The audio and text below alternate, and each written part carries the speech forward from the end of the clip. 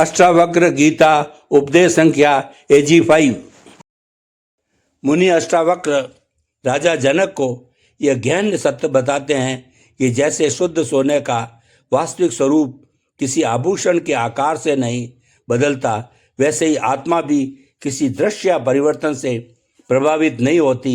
जो साधक आत्मा के शुद्ध स्वरूप को पहचान लेता है, उसके लिए न विधि का बंधन रहता है, न वैराग्य का आग्रह, न त्याग की खोज और न ही शांति की तलाश, क्योंकि वह जान लेता है कि आत्मा अपने आप में पूर्ण है। परमात्मा का कोई आरंभ नहीं है, वही सबका मूल है और उसी से सारी सृष्टि का विस्तार हुआ है। विज्ञान आज अनेक तत्वों की चर्चा करता है, लेकिन अध्यात्म उससे भी आगे कहता है कि सभी तत्वों के पीछे जो मूल है वह केवल एक ही है।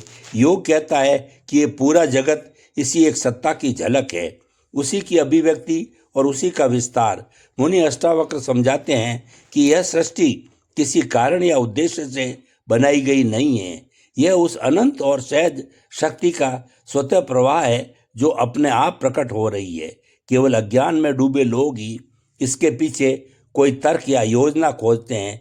यही कारण है कि इसे लीला कहा गया, क्योंकि इसमें कोई दबाव या मजबूरी नहीं, केवल आनंद और सहजता है। जैसे चिड़िया चहचहाती है, मोर नाचते हैं, झरने बहते हैं, फूल खिलते हैं और बच्चे खेलते हैं, सभी कर्म उस चैतन्य के वास्तविक प्रकट होने के रूप है।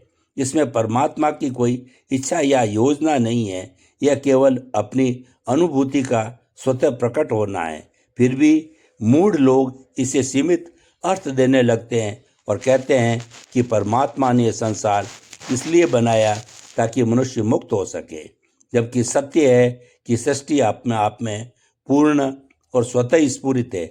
मुनि अष्टावक्र राजा जनक को बताते हैं कि जो लोग पापों के प्रक्षालन या ज्ञान की प्राप्ति के लिए बाहरी उपाय अपनाते हैं, वह केवल अज्ञान और भ्रम का परिणाम है।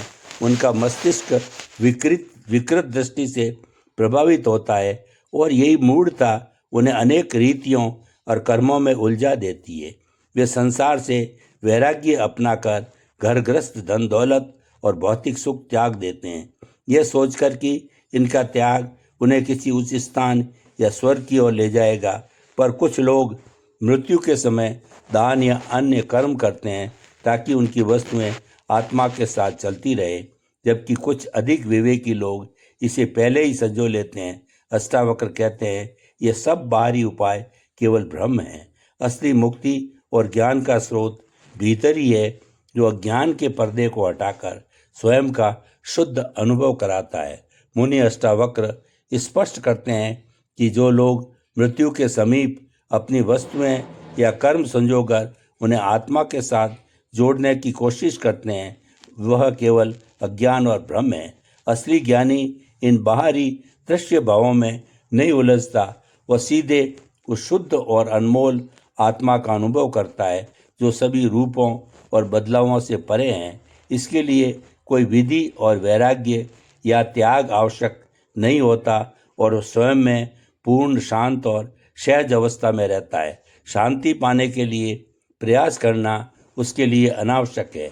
अष्टावक्र आगे कहते हैं कि अनंत रूपों में प्रकट प्रकृति, चाहे वह बंधन, मोक्ष, हर्ष या शोक हो, केवल आत्मा का स्मरण है। यही सृष्टि का असली स्वरूप है। जो भी अनंत रूप हमें दिखाई देते हैं, वे सभी प्रकृति के प्रकट रूप हैं और ज्ञानी केवल इस सच्चाई को भली भांति पहचानता है, जो बाहर नहीं बल्कि भीतर से अनुभव होती है। मुनि अष्टावक्र बताते हैं कि यह संसार माया का रूप है, स्वर्ण जैसी शुद्ध शक्ति का प्रकट होना, जिसमें सूक्ष्म रूप से चेतन तत्व आत्मा व्याप्त है।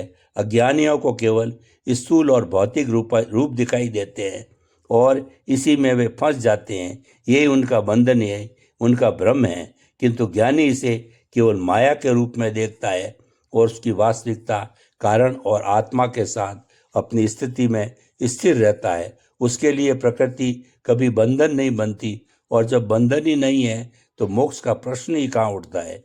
यानी द्वंद्व, हर्ष या शोक को भी आत्मा से अलग नहीं मानता, क्योंकि ये सब प्रकृति के रूप है और मन शरीर की धारणा से उत्पन्न होते हैं, वह चेतना की वास्तविक अनुभूति में स्थिर होता है। परमानंद में, जिसमें ना कोई हर्ष है ना शोक, बल्कि केवल पूर्ण शांति और स्थिरता है। अष्टावक्र आगे बताते हैं कि संसार बुद्धि तक केवल माया ही है। वही ज्ञानी जो ममता, अहंकार और कामनाओं से रहित होता है, वह इस माया में ही अपने शुद्ध रूप में प्रकाशित होता है। संसार में जो कुछ भी दिखाई देता है, मोह, राग, द्वेष, ईर्ष्या, घृणा, प्रेम, तृष्णा, अहंकार, लोभ या काम, सभी केवल प्रकृति के रूप हैं और इन्हें वास्तविक समझना भ्रम है। यही अज्ञान जीव को दुख और कष्टों में उलझाए रखता है। बुद्धि स्वयं भी इसी भ्रम की सेवा करती है। यह केवल मन को संतुष्ट करने के लिए विचार उत्पन्न करती है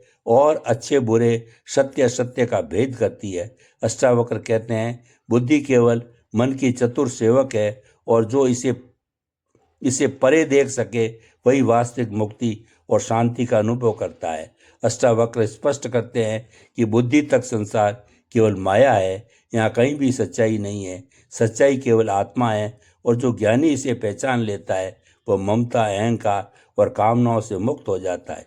इस शुद्ध वासना में जगत का प्रभाव उसे छू भी नहीं सकता।